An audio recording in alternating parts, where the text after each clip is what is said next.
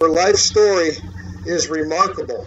I want to have everyone surf over right now, and you can watch what we're doing. Go to takingitbackministries.org, just like it sounds. Takingitbackministries.org, and see this wonderful human being we are about to interview. It is my pleasure to bring on to the Artist First Radio Network for the very first time, Wisdom Williams. Hi, Wisdom. Hi, Scott. It's a pleasure to have you on our network. Thank you, Scott. I'm honored and I'm humbled to be on your show.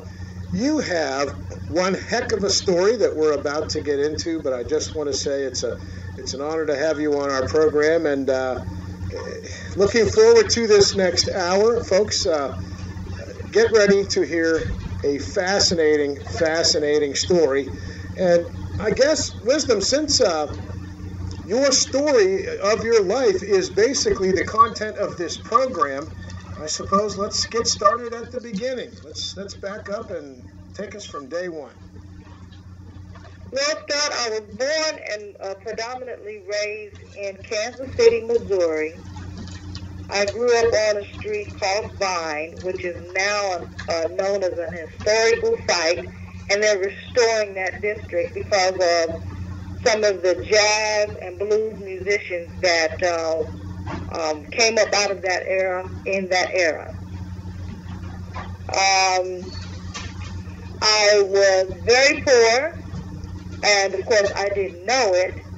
But this was back when people lived really simple lives. And so I came out of poverty, a lot of dysfunction, and by the time I was 12 years old, I realized that the area that I grew up was not such a safe place to be in. Well, in the early days, let's talk about life up till your 12th birthday. You live with your mother, you live with your brother. Are you comfortable talking about those folks right now? Yes, no problem. Okay, why don't you tell us about your early elementary childhood and some of the things that happened there? Well, Scott, I was born an addict. My mother used drugs intravenously, and at the age of 5 years old, she handed me a cigarette and a can of beer. And, of course, I did not know that that was not something I should be indulging in. But at the age of 6, I started smoking marijuana. And so those were my first encounters with street drugs, alcohol, and cigarettes. My brother was also introduced to cigarettes, alcohol, and drugs. And so right there, Scott, was where I didn't get my right start in life. No kidding, lady. And if I recall correctly, when your mom would give you a cigarette and a beer as a child of 7 or 8 years old, some parents might use a television or a video game or some other reason to distract their child. She was distracting you.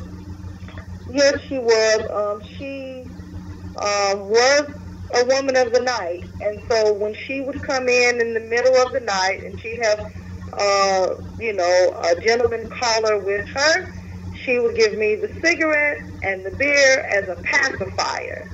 And of course, it worked because I'd pass out from the beer. I mean, 5 years old, it didn't take long for me to get inebriated from one can of beer. So I passed out from the beer, and of course, when I awakened, my mom was gone again. And I wonder, as we talk about the life of Wisdom Williams throughout the program, I can't help be reminded of kids not too far from this radio station who are living your life right now. But, folks, once again, if you're just joining us, surf on over to takingitbackministries.org. That's the website we'd like to feature there, and our guest tonight is Wisdom Williams. We'll talk about how she came up with the name Wisdom Williams when we get later on in the broadcast. Okay, well, we're going to try to cover Wisdom's life in this next hour. So So now, well, we're at age 5, and your mom's giving you beer and cigarettes, so that she can do her work undistracted. Right. All right. Well, your early childhood wasn't all a disaster. I mean, there were some good spots in it, weren't there? Well, I had a grandmother. Her name was Hattie B. And she was my comforter when I needed comforting. And she was the one that would kind of try to pour a little bit of love in me. But I didn't see her that often. And so those times were few and far in between. And so there was a lot that I missed as a child, as far as nurturing and being guided and steered and encouraged. So, yeah, there were some good times, but as my editor worked on my book with me, she told me, she said, we have got to figure out a way to interject some more lighter times. She said, because what you went through is so much trauma and so heavy, we don't want to have the listeners just be overwhelmed because of what you went through. And I told her, I said, I'll do my absolute best. I said, but I have to keep in mind that they're only listening, and I actually lived this. And I want to tell listeners right now, in case you can't stay for the full broadcast, the life story we're talking about of Wisdom Williams is available as an MP3 CD, in which it's an audio book, and Wisdom is the person talking. So it's in her own words by the author. They didn't hire somebody. They went right to the source. And just the idea, it's quite extensive, by the way. Just having to do, and by the way, you broke this up into 30 chapters with a 31st acknowledgement chapter, but having to relive this entire life so far for you, I suppose it was both traumatic and therapeutic, was it not? Yes, it was, Scott. When I initially started to write the book, there were things that came to surface that I hadn't even acknowledged. Like the fact that that's where my beginning was, the alcohol, the drugs. At 7 years old, my stepfather molested me and made that a regular pastime for 3 or 4 years to come. And I didn't realize, and I don't know if we want to get into that later on, but as a result of all these things, I eventually became a full-blown addict. Now, walking around as a full-blown addict, I don't realize that the reason why I'm in that state is a direct result of the things that had taken place in my childhood. So what I'm talking about, Scott, is the root cause. A lot of times people think, well, this person chose to be this way. They're on drugs, or they are involved in criminal activity, or they have low self-esteem, or whatever it is, whatever ailment a person finds themselves with. People are quick to say this is a life that they choose. Well, I beg to differ, because I never chose to be an alcoholic or be on cigarettes or be an addict. These are things that were, imposed upon me as a child. Now, when I wanted to be free, I had a dilemma, because I did not know how to break free from the bondage that I had known for so many years. I mean, it was your only reference point. I mean, if you, Exactly. I don't know what it's like to own a yacht, because I don't own a yacht, and I never probably will. I can pretty confidently say I never will. Right. I mean, if you don't have that, if that's all you know, if a child knows very little kindness, if a child knows very little loving and nurturing, where are you supposed to get that if it's not given to you? I mean, how does a child find that? He doesn't. They grow up without it. Right. And, obviously, and in our discussions, this is not the first time Wisdom and I have spoken. And I know Wisdom to be a very compassionate, spiritual Christian woman. And with that comes a very loving attitude, a very warm, embracing attitude. Yet, psychological studies have shown that children who don't grow up in a loving, nurturing environment often cannot make those connections, cannot be that loving adult. Yet you seem to have overcome that. Right. Well, Scott, that's something that I cannot take the credit for because, as you stated before, I am a spiritual woman, and so I do give all of that credit and all of that glory to God because you are right. I should now be bitter. I should now statistically still be bound by alcohol and drugs. I should now not have the ability, the capacity, or the spiritual mindset to teach my children a different lifestyle. But because of the grace of God and my gratitude for what he has done for me, where he has brought me from, I am compelled, Scott, to tell others where I've been, exactly what I was like, what happened, and who I am now. I am compelled. I'm duty bound. I agree with you. Anyone that's ever been to an Alcoholics Anonymous meeting, forget about what you see on TV because it ain't nothing like that. It's completely different and it's completely cool. So I did not before, but I now do have some of the greatest respect for those anonymous people who are keeping the AA meetings going. And one of the things I found most captivating about being at an AA meeting is the fact that you listen firsthand to these people that you don't know who they are. They truly is anonymous, but these people are telling you some of the most horrific things you can think of. It's like, you gotta be kidding me. And, when you hear that firsthand, it seems to have more of an impact. And I like the way you presented your product. By the way, folks, forgive me, I've never mentioned the title of Wisdom's audio CD. It is A Wretch Like Me, From Pain to Purpose. I guess I was just trying to validate a little bit from my own experience how much hearing these stories from folks like you who have actually lived it and the benefit the rest of us can get from that. Yeah. Do you ever... now, of course, that you're into the ministries thing, and I may be jumping ahead, but, has God been giving you the grace to see, given you the gift, perhaps, to see someone's life changed right before your eyes? Oh, wow, Scott.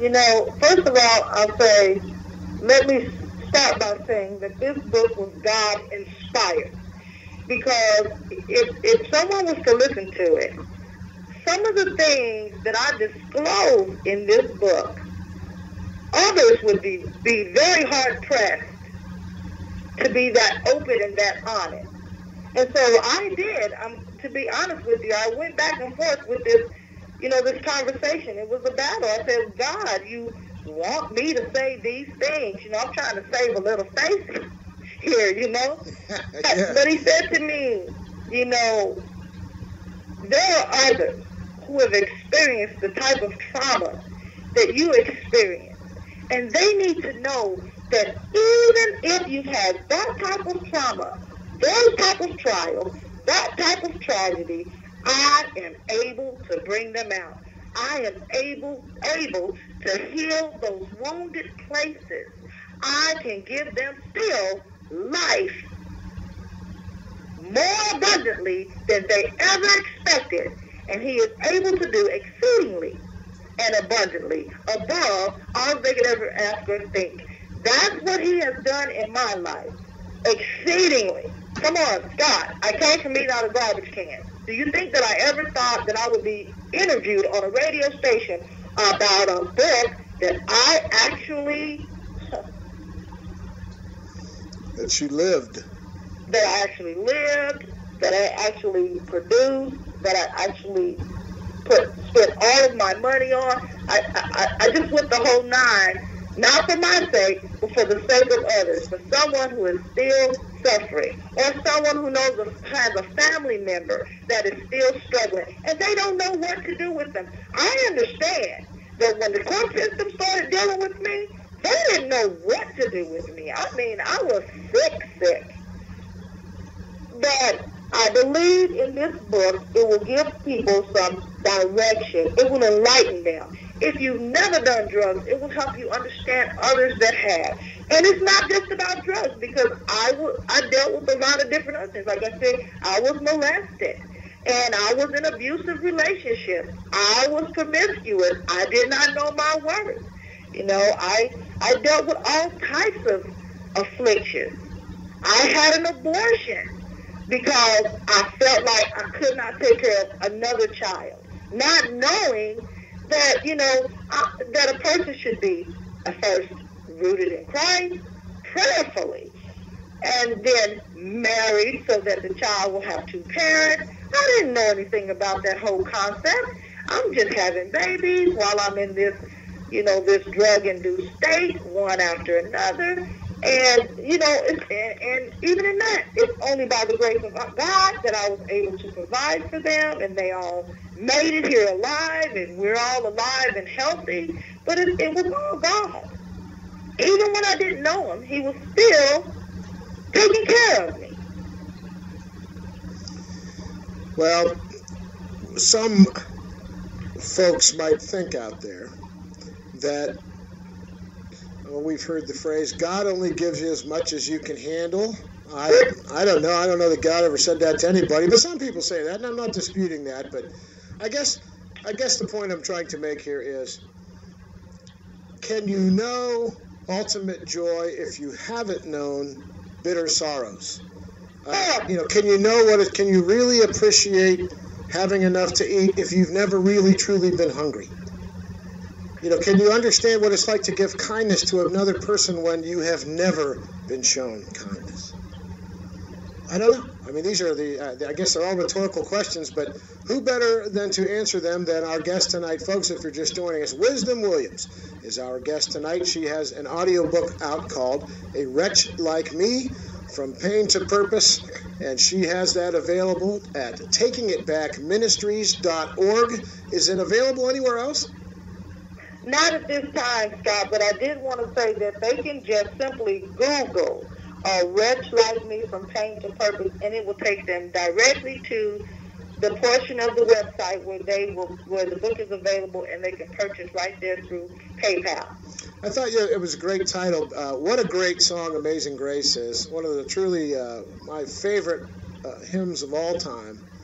And selecting that phrase. First of all, it's self-deprecating. I mean, there you are calling yourself a wretch, but that's one thing we have to do before we can get right with God. But was it simple to choose that title? How did that come about?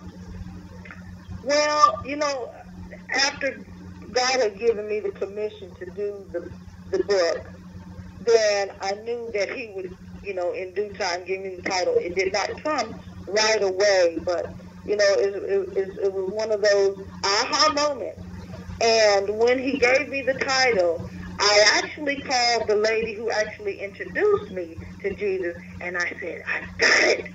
And when I said it to her, she said, yes, I feel that in my spirit. That's God. And so that's how the title was selected. And I mean, it does me justice. And like I say, a wretch like me, from pain to purpose. You know, God did truly look beyond my fault and see my need, because I was a wretch undone, Scott. You know, the way I lived was not a pretty sight, and it's nothing that I am proud of, but it is something that I can share with someone else, because I've experienced a lot, I've encountered a lot, I've witnessed a lot, and because of that, I have become an observer. And now I believe that I have the knowledge and the wisdom to share with others how they too can go from pain to purpose. Now, folks, we are obviously, for time constraints in a single 1-hour broadcast, we cannot get to all of the great detail that Wisdom goes into describing her situation before she found the Lord. So we encourage you after the broadcast to download your own copy. Surf on over to takingitbackministries.org and fill in the blanks. And for the sake of the time that we have left in our 1-hour broadcast, which is still about 32 minutes, I wanted to make sure we had time. Later in the broadcast, we're going to talk about good things that have happened in your life. But for the next, say, 10 or 15 minutes, let's focus on, some of the things we've just skipped over, like having the first baby, what it's like, the friends that you ran around with, how you got addicted into drugs, how can we condense that into a little bit for this segment? Yes, Scott. I got pregnant at the tender young age of 14 and had her just before my 15th birthday. She was the most beautiful baby I had ever seen, and I was scared to death. My mother was on drugs, so I didn't have her support.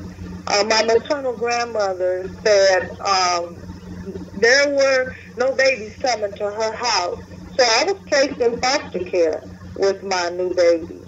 And, of course, I wanted to do everything possible to protect her. And when I started experiencing abuse from the foster mother, then I packed my things and set out walking with my baby. I ended up at my maternal grandmother's home, and she said that I could stay there. And from there, I continued to have unprotected sex, and I had, to make the long story short, a total of 6 children by the time I was 33 years old. Wow. By the time I was 30 years old. And I will say this much, and certainly not to brag, but to help you understand how people perceive things. I was, now looking back, what they would consider to be for a long time a functional addict. And so I was very strict with my children. They made very good grades. They loved school. I worked with them with their homework. I was there for their school program, but I wasn't there emotionally and spiritually for my children. They used to call me the ideal mother because my children were so well behaved and so well mannered and so educated. But I say, even if I had never taken a drug or experienced any of the other traumatic things and been as lost as I was, if I had not given my children the most important thing in this world, which is a relationship with the Lord, I still would have failed them. I truly believe that. That is the most important thing. That was the thing that made the difference in my life. And, my children watched me struggle with this addiction for years and years and years and years. And when they saw me come out of it, due to a woman who was bold enough to knock on my door and say, you're not who the devil tells you are. God can deliver you from them drugs. He can give you life like you never imagined. And I'm looking at her and she's telling me that, Jesus died for me and he gave his life on the cross so that I could be set free from those drugs. And I'm looking at her and I'm thinking, no, stop. No, come on now. You gotta be kidding me. She said, no, this is true. All you have to do is ask him today to become your personal Lord and Savior. And Scott, that's exactly what I did. But I'll tell you this, I did not change overnight. I went through the steps that they advised me to go through, coming to church, talking to other people who knew the Lord, listening to gospel music in my home, reading my Bible, pray. And eventually, after 4 months, I had a aha moment, revelation. Oh my God, he died for me. It's like, I always tell my children, how would you feel if one of your siblings said to you, I need your kidney or I'm going to die? And you give them the kidney and you die, and then they go drinking themselves to oblivion with your kidney and they die. I say you would feel like they had no appreciation for that kidney you gave them. And I said, I imagine that's how Christ feels when he died so I could have life, and I keep running from it. Now, again, I say, for 4 months, I continued to live the way that I did, but not as often did I drink, not as often did I use, not as often did I frequent the places that I used to go to. Slowly but surely, I'm talking about a process, slowly but surely, something was changing on the inside of me. And eventually on that, like I said, about that 4th month, it was actually February the 13th of 2001. And I realized that I had a warrant. And I called that pastor and the first lady who introduced me to Christ. And I asked them, I said, I have a warrant. Take me to jail. I am done. I went to jail on February the 14th, 2001. On February the 14th, 2001, which is Valentine's Day, I woke up speaking the oracles of God and holding Bible study in that module. And I've been on fire for God ever since, madly in love. Wow, what a great testimony that is. We're all given the free will. We're all given that's the one thing. God can't make you love him. You have to. I think it makes sense in my little pea brain that, you are free to be as bad as you want. And the good Lord is always there willing to take you back. But, if God wanted to, he could just zap all of our brains and make us all into little robots and all that. I don't think of course, I can't presume to speak for what the Creator has in mind. But if my crude understanding of, as best I've learned all these years, is free will is everything. It is absolutely everything. And you made the choice to receive God, and it has changed your life in so many positive ways. Well, like I was asking you before, have you had the gift of actually meeting someone who you have had an effect on, and you can actually see in your lifetime standing before you a life that has been changed by what you have done? Well, what I'll do, Scott, is I'll give you 2 examples. When the book came out, I had a woman that was 70 years old and called me and asked me if she could come and see me. And when she came to my home, she sat on my sofa and she just started weeping. And she said, I want to tell you that I was never able to tell anyone what my uncle had been doing to me. And this has haunted me and plagued me all of these years. She said, but since I heard your story and now I'm sharing with you, I feel like I'm being set free from that pain, free from that bondage. I don't have to keep this ugly secret anymore, and I don't have to be ashamed of what he did to me, because I say over and over in my book, it's not your fault. Don't take responsibility, and forgive yourself, and not to blame yourself. The other example I want to give is I had a young man call me from the psych ward at a hospital. And he said, I need to speak to you. I said, well, come on over. And so he came to my home, and he told me, he said, the same thing. I never told anyone what my uncle had been doing to me. Now, this person is now in his 50s. And he said, this started when I was around 7 or 8. And he said, because of what he did to me, it led me down a path of, alcoholism, drug addiction, and now, as you see, I'm on the psych ward, suicidal. He said, but I listened to your book, and he said, I am so glad that you were open and honest, and you just kept it real. And he said, now, I don't feel like I ever have to use drugs again.